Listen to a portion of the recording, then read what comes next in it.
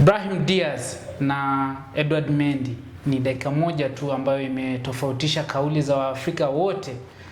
Jana ilikuwa ni mchezo wa fainali kati ya Senegali na Morocco, Senegali akinyanyua kombe kwa mara ya pili mfululizo.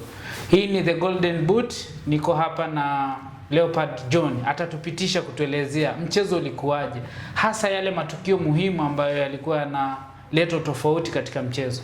Leopard John. Ndio. Vipi bwana? Shwari. Bonge moja la finali.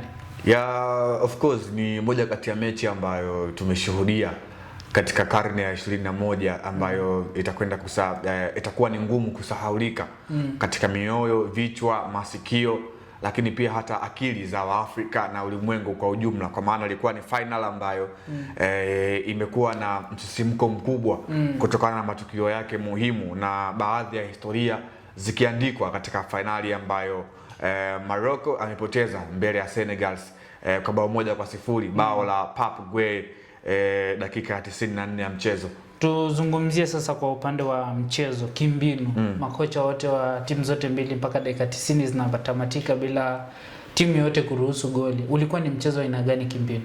Ilikuwa ni mechi ngumu, ilikuwa ni mechi ya kasi, kwa maana walimu wa timu zote mbili, kwa upande wa mwalimu wa Senegal Pape Thiaw aliingia na mkakati wa kuweza kuwaheshimu Morocco, na wakati anawaheshimu hakukaa nyuma muda wote, naye pia alikuwa anatoka na kwenda kushambulia. Katika dakika 20 za mwanzo kwenye ule mchezo tulishuhudia mchezo wenye kasi kubwa, kila timu ikiwa inafanya attacking, mashambulizi kwa kushtukiza, lakini pia kwa kupokezana.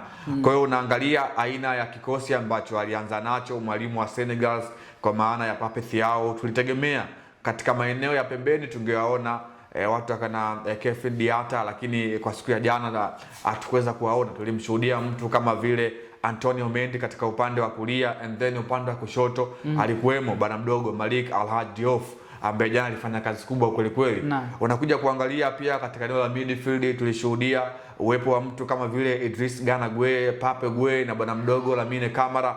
Hawa kuna kitu ambacho alikuwa anakifanya katika eneo la midfield na kuweka bato na viungo wa timu ya taifa ya Morocco, kwa maana kina Elhanous, wakina Altazuri, lakini pia bila kusahau wakina mtu kama vile kwa maana ya Ayub El Kabi, walikuwa wanapata ukakasi katika ile eneo la midfield. Kwa hiyo ilikuwa ni mechi nzuri ambazo wachezaji kwa upande wao wamepambana, lakini pia walimu kwa upande wao mbinu zilisaidia kwa sehemu moja ama nyingine. Tuangazie pale lile tukio la dakika za mwisho kabisa. Senegali wamekataa penalti ichezwe, wakaenda vyumbani, wakarudi wakakubali, wakidai kwamba tukio la dakika 2 nyuma ambalo hakimu alionekana kama kusukumwa na kuanguka, ambaye ilisababisha goli kutokea upande wa Senegal. Senegal walikuwa wanadai kwamba hilo ni goli halali. Kwa upande wako hilo lilikuwa ni goli halali au sio halali? Kwanza kwa upande wa Morocco tukio lenyewe ni wazi. Malik Diouf alimvuta Brahim Diaz wakati mpira wa kona ukiwa unapigwa. So ilikuwa ni penalti ambayo Morocco alistahili kupata. Kwa marejeo ya picha sisi ambao tulikuwa tunaangalia, ni wazi Malik Diouf alimvuta karibia na bega na Brahim Diaz kukosa balance na kuanguka chini. Kwa hiyo mwamuzi Janja Skiu Ngambo Ndala aliamua mkwaju wa penalti ambao ni halali, though alikuwa na ukakasi, kwa maana alipokea shinikizo kutoka kwa players wa Morocco, akiwemo Brahim Diaz mwenyewe ambaye alikuwa kafanywa hayo mazambi kana kwamba akaangalie kwenye VAR, kwa maana ya video assistance referee. Lakini anazungumzia kwamba lile tukio la nyuma yake, yani wao kufunga goli alafu ikaja ikatokea kwa upande wao, kwao haikuamuliwa kwamba ni goli, referee kwenda kuangalia. Kwa tukio la kwanza kwa upande wa Senegal, mwalimu Janja Skiu Ngambo Ndala aliamuru kwamba ni madhambi ambayo Senegal waliyafanya, kana kwamba alitafsiri Ashraf Hakimi alivutwa kabla ya mchezaji wa Senegal kupiga kile kichwa ambacho kiligonga mwamba and then ikamgonga. Yes, of course. So alitafsiri kwamba ni madhambi, lakini ilikuwa ni deflection, kana kwamba ilikuwa ni physical battle. Unaona Ashraf Hakimi naye pia alijaribu kunyosha mkono wake ili mradi aweze kufanya kama vile konga wanaita, lakini naye alikuwa ni mlinzi wa Senegal, naye pia alifanya vile vile. Lakini by the way tunaona kama vile Achraf Hakimi alitereza na muamuzi kutafsiri kwamba mkono ama matumizi makubwa ya nguvu yalitumika kwa kumkabili Achraf Hakimi kwenye ule mpira na kuamuru kwamba bao ambalo Senegal walifunga halikuwa bao, lakini by the way ilikuwa ni bao ambalo Senegal walistahili kupata goli, ama pengine muamuzi kwenda kwenye marejeo ya VAR kuangalia kwa ufasaha mkubwa. So ndio maana Senegal wakaamua kulalamika kwa kiasi kikubwa kuweza kufanya kwamba wamezurumiwa kwa sehemu moja ama nyingine. Kwa hiyo Senegal kitu walichokifanya yale madai kwamba kwao ilikuwa ni goli, huku sawa ni penalty, lakini kwa nini kwetu kuamua? Kwa hiyo kutoa timu ile jambo lilikuwa ni sahihi. Kimpira sio sawa kwa sababu shirikisho la soka ulimwenguni kwa maana ya FIFA kwa sheria ambazo wameziweka katika soka ni kwamba mchezo unaweza ukasimama ama ukahairishwa kama kile ambacho jana kitaka kutokea kwa zile sababu za msingi sana. Nadhani sababu za msingi sana, pengine hali mbaya ya hewa kama tumeshuhudia katika michuano ya FIFA World Cup Club nchini Marekani. Tulikuwa tunashuhudia mechi zinasimama dakika 30, dakika 60 kupisha ile hali ya hewa mbaya, kwa maana baridi, mvua kali, ama tuseme kwamba uwanja umeharibika, maybe pitch ile haiwezi kuchezeka, ndio mchezo unaweza ukasimamishwa ama mchezo unaweza usiendelee kwa wakati huo. Lakini kila kitu kiko sawa, mwamuzi yupo, pitch iko vizuri, dakika bado mpira hujamalizika, unagomea mchezo. Ile kwenye mpira haikuwa sawa, ilikuwa ni sehemu ya kukiuka vigezo vya soka na kuona kama vile mchezo wa mpira ni mchezo ambao haufanyiwi haki. Yani ni kama vile aliona mchezo wa mpira ni kama sio mchezo wenye haki na kudhalilisha mpira, kwa maana ya kocha wa Senegal Pape Thiaw. Ndio maana hata jana mara baada ya mchezo kumalizika kwenye mkutano na waandishi wa habari, kocha mkuu wa Senegal alizungumza na kuomba msamaha kama kile kitu ambacho alikifanya kilikuwa sio sehemu ya mpira, kwa maana alitambua sio kitu cha kiungwana ambacho alifanya. Kabla hatujafika huko kuzungumzia makocha jinsi walivyozungumzia kuhusiana na mchezo wa jana. Tukiachana kwanza na Sadio Mane kwa kitendo alichokifanya jana, turudi kwanza. Imeonekana kwamba haya mashindano asilimia kubwa Morocco wamekuwa kama favorite na upande wa marefari. Kwa upande wako ni sahihi au ni fikra potofu tu za mashabiki wa soka? Kwanza tunakubaliana wote kwamba Morocco ni timu bora. Nafasi ya 11 katika ulimwengu sio kitu cha kawaida, ni kitu cha kujivunia. Na walifika pale sio kwa bahati mbaya ama sio kwa msaada wa marefa siku zote. Wamejipambanua wenyewe kwa uweza wao, ubora wa kikosi chao, individual brilliance, mchezaji mmoja mmoja ndio imewaweka pale kama Morocco kuwa nafasi ya 11 katika rankings za FIFA ulimwenguni. Unakuja kuangalia currently katika hii michuano ambao wao ndio wenyeji, sawa tulikuwa tunashuhudia baadhi ya maamuzi ya waamuzi yalikuwa yapo upande wa Morocco sana kuliko upande wa timu nyingine. So ndio maana watu wengi wamekuwa wakiipigia upatu Morocco kwamba sehemu ya waamuzi ndio imekuwa ina favor hadi kufika hatua ya finali. Lakini ukachilia mbali kupendelewa na waamuzi, lakini wamekuwa wanapata matokeo. So wanafunga lakini wanaenda. So hiyo ya waamuzi inakuja mara ya pili mara baada ya Morocco kufanya vizuri kwa asilimia kubwa. Tunakubaliana wote kwamba Morocco ndio timu bora nambari 1 kwa ubora barani Afrika kwa wakati huu.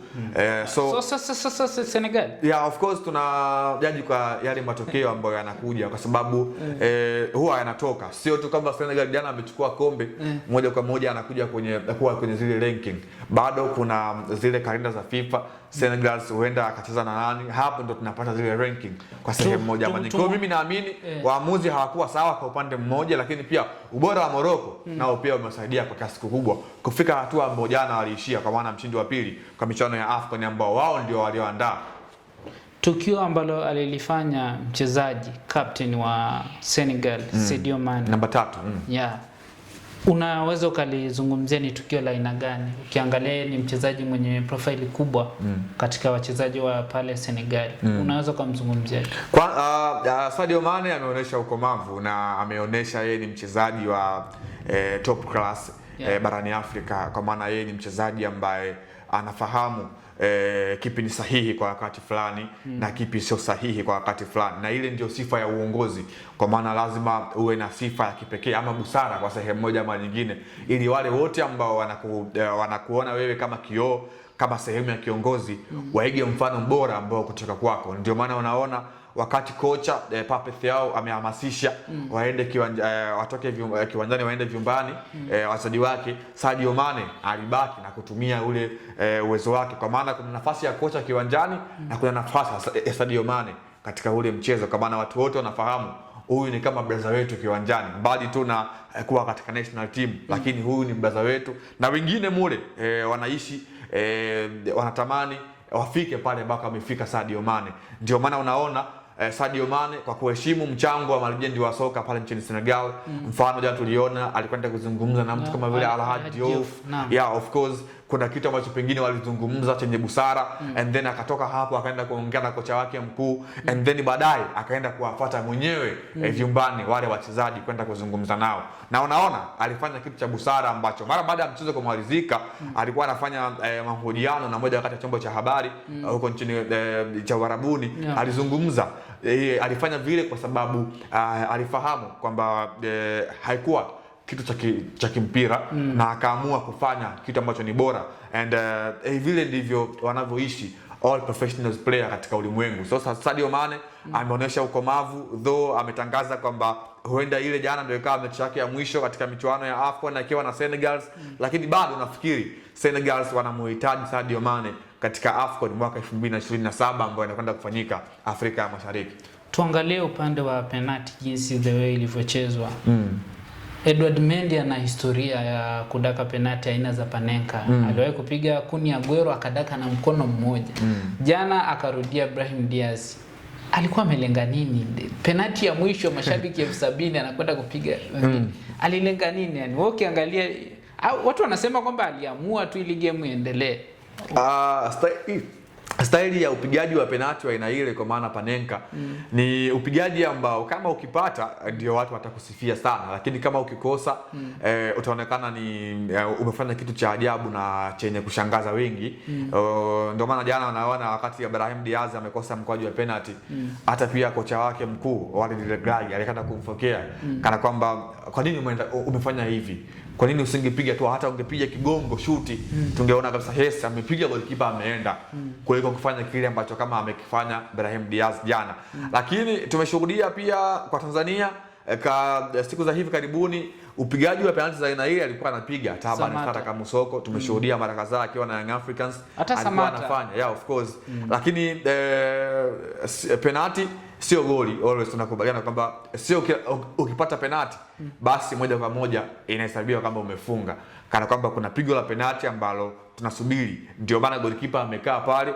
Kwa hiyo mimi namsifu Edward Mendy kwa kuwa mtulivu, na ni wazi kwenye ule mkojo penalti ambao alikuwa anakwenda kupiga Brahim Diaz alitulia na akasema, maana tunafahamu goalkeeper wengi huwa wanaotea penalti, kama angefanya kuama basi angepishana nayo, lakini alitulia akaangalia mpira. Kwa sisi ambao ni goalkeeping tunakuwa tunafahamu sifa kama zile moja kwa moja, by the way. So ndio maana tunaona alitulia na akaangalia mpira. Kwa hiyo mimi namsifu Edward Mendy kwa kile ambacho alikifanya jana, lakini kwa mpigaji alikuwa sahihi kwa sehemu moja ama nyingine, kwa alivyoamini yeye, kana kwamba alitegemea pengine goalkeeper angeswitch, angehama pale katikati na angeruka pembeni kama ambavyo magolikipa wengine wamekuwa wanafanya, lakini ikawa tofauti na kuwa penalti mchekea ambayo hata mwanangu sidhani kama angepiga penalti aina